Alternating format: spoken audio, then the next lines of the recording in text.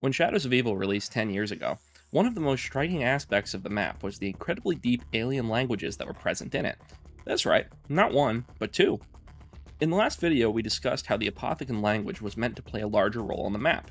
Originally, the intention was to give Shadows of Evil an infinitely replayable challenge system, a bit like an improved version of what we eventually got with Trials and Cold War, and that each challenge could use the Apothicon symbols to represent what it was, like pass 3 rounds, get 250 headshots, etc. However, in that video, we didn't go too deeply into the rules, and how you too can make your own phrases, and we didn't even touch on the Keeper language. So in today's video, I thought we'd discuss that. In addition, with the Keeper language, I've actually spotted several mistakes from Shadows of Evil all the way up to Togder Toten made by Treyarch themselves, and never pointed out by anyone else. So by watching this video, you'll officially be able to speak Keeper better than even Treyarch themselves. Apothicon language. The Apothicon language is seemingly the oldest language in the existence of the Aether storyline. We can say this for certain due to it being inscribed upon the summoning key, which is one of the oldest artifacts in the entirety of creation. If that's true, then it's only logical that the language upon it is the oldest language in creation too. But it wasn't always the Apothicon language. See, the summoning key was used by the earliest keepers to create Agartha and do all manner of reality warping things in the days of the early universe. And back then, there were no Apothicons. The rift in their culture had yet to occur. This means that the Apothicon language is actually an earlier form of the Keeper language. Perhaps another indicator of this is how simplistic the language seems. Much like some of the earliest writing systems, like ancient Egyptian, it is logographic and pictographic, where each symbol represents a concept and very often is essentially a drawing of that concept. This sounds simplistic at first, but it's actually a really interesting way of encoding lots of information at a very small space. And the more you examine the different words, the more information you start to pick up. But I'm getting ahead of myself. Radicals. Building blocks of Apothicon. So at the base level of the Apothicon language, you have what are called radicals. These are basically the smallest units of meaning, and they can't be broken up any further. In the Apothicon language, there are 35 radicals in total, with 2 edge cases, which we'll discuss later, alongside 11 numerals, going 1 to 11. Players are probably most familiar with the Apothicon radicals from Dreisendrach, where the imprisoned spirit of the Demon Gate bow has the player find the 6 radicals. With the various tools and videos that have come out in the past, this step was basically meaningless, as there was no way to know what the Apothicon symbols actually meant. But now understanding the radicals, we know they are Mar, Shadow; Uja, Damage; Ula, Consume; Zor, Potential; Lore, Flow/Radiate; and Oth, Change. When we consider these symbols and how they're arranged involved in what's essentially a blood sacrifice to wake up the arrow of the bow, this actually makes a whole lot of sense. The various radicals here correspond to what the bow actually does when we use it. If that was the be-all and end-all of the language, though, it wouldn't be very interesting. So let's get on to the words themselves and how they have some hidden meaning. However, from these radicals, we can pick up on a few interesting things. The word in Apothicon for my and our is the same. They have no separate first and third person tenses. This is consistent with the constant references to the Apothicons being a hive mind, and things we later learn about in the Dark Aether storyline. Apothicon words breakdown. So in the official documentation, each word has an official definition, and this is the same as what was made public by the tools that were made by the community back during Black Ops 3. But with the radicals, we can actually conduct some etymology on some of these words, and figure out some of the cultural beliefs of the Apothicons, revealing a surprising amount of information. For example, let's take the word for Apothicon in their own language, Azoth. Just by the word alone, it would seem it is made of 2 of the same radical, Oth or Oz, meaning change. Literally, Oz, Oth, change, change. However, if we look at it, we can clearly see the radical for my, mine, our in the center. This is an important step to truly understanding the language. We can't just rely on the sound of the word alone. We also have to examine the radicals that are visually in the word. With this perspective, we can say that Apothicon means something like our change. Quite interesting given the fact that their current forms only exist due to being changed from keepers. Another good example here is the word Margwa itself. Without understanding the radicals, this word means nothing. It's just a made-up term created by Treyarch. But if we examine the radicals that make it up, Mar-Gua, we can clearly see that, in actual fact, Margwa means shadow ability, This makes perfect sense with what we see the Marquis do in-game, and now we know the meaning of the name. Another example here is the word astugia. This word means insanity or dream. Already that's really interesting. That means that, as far as the Apothicons are concerned, there is no difference between being insane and having a dream. This is particularly interesting when we consider how the Apothicons spread their influence in other realms, through dreams. The word, as it is pronounced, is made up of two radicals, est for mind or brain, and uja for damage. To the Apothicons, then, having a dream is considered incredibly dangerous, something to be avoided at all costs. It's literally deemed as damaging to the mind. All the more reason why the dreams they send to humans are dangerous. In addition, if we look carefully, we can see that the radical for ruin, those three dots, is also present, indicating that in Apothicon culture, those who dream end up bringing ruin. Again, this is exactly what we see in Dimension 63, in the events that cause Shadows of Evil. Keeper language. If that was all, though, this wouldn't be much of a video. Some of you guys watching might have already known all that, but here's where things start to get a bit more interesting and nowhere near as explored. The Keeper language. Basic explanation. First and foremost, the majority of the Keeper language is made from 9 symbols. Most players will have utilized these symbols in order to unlock the swords in Shadows of Evil, but may not have understood what they actually were. Now, these numbers clearly say base 9 next to them. What does that mean? Well, when you use numbers in your daily life, you might not think about this, but there are actually only 10 numerals. 0, 1, 2, 3, 4, 5, 6, 7, 8, 9. Once you need to go past 9, we just use what we already have, and get to 10, then 100, then 1000, etc. This is called base 10 or denary. People might also be familiar with binary or base 2, where there are only 2 numbers, 0 and 1. To write the number 4 in base 10, we can just say 4. But because binary only has 2 numbers, we have to say 1000. These are the same number, but they just have different representations in their number systems.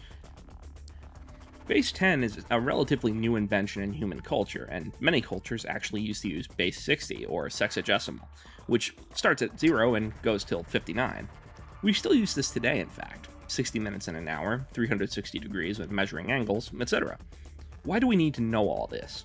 Well, it's because the Keeper language isn't a language as we might think of it, but is actually based on a number system. To give an example of how this works, if we take the number 10, in base 10 it's just that, 10, 1, 0. This is because we reach 9, the last base 10 number, then have to wrap around to 1, adding a 0 to the end to mark that we've gone to the next place value. In base 9, if we want to write the number 10, we have to count up again. 1, 2, 3, 4, 5, 6, 7, 8. Oh, we've hit the end. So we now need to wrap around to reach the number 9. In base 9, this is 1, 0, and then to reach 10, we add one more, meaning that in base 9, the number 10 is 1, 1. The two systems gradually get further apart due to the missing extra number. 100 in base 10 is written as 1, 2, 1 in base 9, 1000 is written as 1, 3, 3, 1, and so on. This is crucial to understand, as all words in Keeper are written in base 9. Let's take one as an example. This is the Keeper word for keeper. Now, back in the day, Mr. Rafflewaffles did a lot of content about Keeper words themselves, so some of you might be familiar with this. But we actually have to read the word from right to left. So if we have the number for 1, 2, 1, from right to left, that's the number 121. In base 9, or in base 10, 100. In order to pronounce it, we read right to left again, and use a specific phrase from this grid equivalent to the position of the number. If we take the word for zombie, that's Krigataham. Krigataham. Now, what's so interesting about Keeper is that, unlike Apothicon, which just uses radicals, the Keeper words are built up through math, specifically through factoring and multiplication. 100 is 10 times 10, and if we look at the word with the number value for 10, we see the word neutral. 10, the number for neutral. Humans are therefore truly neutral as far as the Keepers are concerned, with the capability to do both good and bad. And this is consistent, and the Keeper word for keeper is made up of good times good, and the word for Apothicon is evil times evil. This starts to get more complex as other words, like zombie, multiply other terms. Here we have evil/misfortune multiplied by human to produce zombie. Because human is already a compound term, made with neutral, we can understand that as far as the Keepers are understanding it, a zombie is a human with the evil in its heart brought out. This is incredibly interesting as, in the Chaos story, Alistair Rhodes mentioned a similar idea about the zombies appearing in a Sentinel trial, effectively being the beast within all humans brought out. Another example, sword. To the keepers, the word sword is 6527. This is made up of light, 61, and bone, metal, solid, mineral, 107. When we consider how the keeper swords actually work, this makes total sense. We'll discuss a bit about the keeper swords in a little while though, so keep this in mind. Keeper grammar. One thing that was never truly touched on was keeper grammar. When the languages were revealed to the community back during Black Ops 3, the grammar system for keeper never quite made it out. Today though, I'll give you a rundown of the 100% official keeper grammar, and for the first time we can start translating some phrases that were never quite grasped by the community. Keeper has several punctuation marks, just like English, and they're all used regularly, especially in Shadows of Evil. In addition, intent and tenses are indicated using a series of brackets that fit around the verb in a sentence. This is pretty hard to understand on its own, so let's try some examples. Again, let's take the phrase that's inscribed upon the timeline and repeats over and over around the border. What does this mean? Well, first, based on the start and end, we know this is a command, not a statement. This is something that must be done, not a statement describing something. Then we have the grammar particle son, which means must. Then we have a small 3 arrows. This is why. There is a word that follows this, and then we have a larger arrow. This is lu. Why and lu surround the subject or imperative verb of the sentence. This tells us that whatever the word is between them, that is the most important thing here. That word in particular we can see as protect/keep, gunalo. Interestingly, we can learn here that this word equals good/fortunate times hold. So to protect something means to hold it in a good way. That makes sense, right? The final grammar marker here looks like another close bracket, yar, indicating that this is happening in the future and continuing. So the first part of a sentence is essentially must protect/keep in the future continuing, or must keep protecting. The next part has 2 double brackets around a single word. These show us that there's an adjective or adverb here, and in this case the word is silalak, forever/eternity. Without the grammar, Zombies fans could only translate this to protecting eternity. But with the grammar, we now know that this actually says must keep protecting for all of eternity. This suddenly makes so much sense. The keepers here are talking about preserving the cycle, that they have to ensure it is protected to prevent the further destruction of the universe. Let's take another example. This text is shown on the Dreisendrach astrolabe, and a portion of it on the Little Arnie jar, and so you'd assume it was about the Little Arnie, called the Renegade by the Apothicons and Keepers. However, without the grammar, the only things we can translate are hold captive, Apothicon, Renegade. Are the Apothicons holding him captive? Is he holding Apothicons captive? It doesn't really make sense on its own, and is way too speculative. But with the grammar now, we can figure it out. So once again, we see the sentence is a command. Immediately, we have the grammar particle for should. Then we have our lu, indicating what the subject of a sentence is here, and within that is the word for hold captive. This means that holding something captive is the subject of the sentence, not the Apothicons or the Little Arnie. When we consider that this is inscribed upon the jar, and that Keeper and Apothicon ruins are effectively magic, this makes a lot of sense. Moving on, at the end of the word, and after the lu, we have the grammar particle for future, one time. So we currently have should hold captive once at some point in the future. Given what we literally do with the jar in order to unleash the Little Arnie, this is exactly what we'd expect. Next, we have lo, which means that whatever comes next is going to be the receiver of the action. So whatever we're about to say is being held captive. The following word is Apothicon. Next, we have the grammar particle l. This is pronounced the same as the one we already used, but it has a different meaning entirely. Next, we have the grammar particle ut, which is used to show possession. Then we have the word for the renegade. Therefore, the renegade belongs to the Apothicons, or rather, he is a renegade from the Apothicons. The full sentence reads then, should hold captive the Apothicon renegade. If we needed more evidence about the fact that the Little Arnie is acting against the Apothicons, if we examine the numerology behind his name, Little Arnie is the word for resist, squared. CUNEIFORM and UGARIT. Those who've watched the previous videos, such as the one on the true backstory of Shadows of Evil linked below, will know that the Keeper Swords, according to leaked developer documents, once belonged to the 4 Keeper Archon warrior rulers of the ancient city of UGARIT. Those Archons were killed during the fall of the city, with the swords becoming corrupted by the Apothicons. Now, it's worth bringing this up because I think there's a storyline hidden in plain sight with the Keeper language, and this cut story adds more fuel to my suspicions. Many players have pointed out that the language used in Origins looks a lot like the Keeper writing. The language used in Origins is CUNEIFORM, the world's earliest writing system. This writing system existed in what is today Mesopotamia almost 10,000 years ago, and UGARIT used it. Not only that, however, but UGARIT is somewhat of a historical anomaly, as the cuneiform that they used, while looking superficially similar to the other forms present in other city-states at the time, was actually totally different, and we don't know why. Monty tells us himself that the Keepers always tried to guide humanity in a positive direction. If they were literally ruling the ancient city of UGARIT, one of the earliest human cities, founded in 7000 BC and lasting almost until 1000 BC, they probably passed on some of their culture too. I believe that the Keepers of UGARIT essentially imparted their language to human beings. Over the many thousands of years the settlement stood for, the humans slowly bastardized the language, with it morphing and becoming the cuneiform of today. This story also helps to explain just how there are human members of the Order of the Keepers in northern France, but they are writing in this language, likely because the human members of the Order, the cult who collected the swords and embryos of the reincarnated Archons, strove to try and preserve the language of their masters, even though by that point it had already changed. Essentially, Monty was right, and the Keepers were responsible for the most important step in human civilization. Why Treyarch got the Keeper language wrong? Several times, both in Shadows of Evil and in other maps, Treyarch consistently got Keeper words wrong. For example, Jackie Vincent's sword, called in-game the Krilasha Lu Amkali, the Eye of Eternity, gets the first word wrong. As we've said, you have to read the word right to left. Therefore, if you take the name of his sword, the literal translation is Eternity's Eye, the first word before the Lu being Eternity, and the following word being Eye. Now, looking again at the grid, we can see what's wrong. The word for eternity should be pronounced Silak, starting from the end, but instead it's Krilasha, starting at the start. We get this in Togdur Toten, where the Apothicon blood names the seal of duality in Keeper, but speaks the words the wrong way around.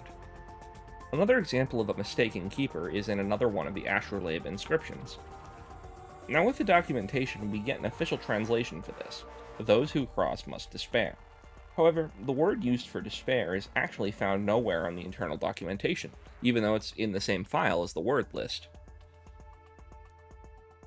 What makes this even stranger is if we look at the words that multiply to make the version of despair used on the Astrolabe, the value of which is 396, it is made up of emotion and evil. That makes total sense for the word despair. The actual word used, 196, can be deconstructed, but all of the words I could get to go into it don't really make any sense. What I actually think happened here is that someone mistyped a 1 as a 3, and from then on, the word was just lost. So, I suppose in a weird way, this video is the first ever translation of the real Keeper word for despair. Conclusion: Treyarch's ambition. I don't want to make it sound like I'm making fun of the Treyarch developers for these mistakes, of course. Quite the opposite, in fact. By drawing attention to some of these, I hope it comes across how deeply cool I think these language systems are. And they might be the single most ambitious thing Treyarch ever attempted. Even during the Chaos story, where Jason Blundell could have done any feature he wanted, he actually toned down this aspect, as the Chaos language is basically just random symbols assigned to the letters of the periodic table. You just spell a word using the elemental symbols. I think Blundell must have realized that keeping a fully fledged language with full-on rules is a bit too complex. A language that works as an alphabet is one thing, but in order to do fully fledged grammatical languages like you see on TV shows like Game of Thrones, these studios often have to hire real-world linguists for a lot of money, and pay them to create a wholly new language and grammar system. And that's something that Treyarch, even at the height of their imagination in Black Ops 3 and 4, just couldn't afford the time or money to do. And to be honest, that's what makes this even more amazing. This was probably made by 1 or 2 developers, as we know, while Jason and Craig wrote the campaign on a month-long sprint. Now that's insane. They did the work that Hollywood studios hire professionals for, just for fun, and it's almost flawless. It's one of those things that gives an unmistakable character to Shadows of Evil in the Black Ops 3 era. And the runes we've gotten in Vanguard onwards just don't match, in my opinion. Because even if you as a player don't know what they mean, you can see a big long string of characters used in specific contexts or spoken by characters and get the feeling that it really does mean something, and you might just be the one to find out what that is. It's something that I think Treyarch urgently need to bring back. Not the complex language systems themselves, but that feeling of real character and depth to the world. Now, I'll hand it back off to TGR.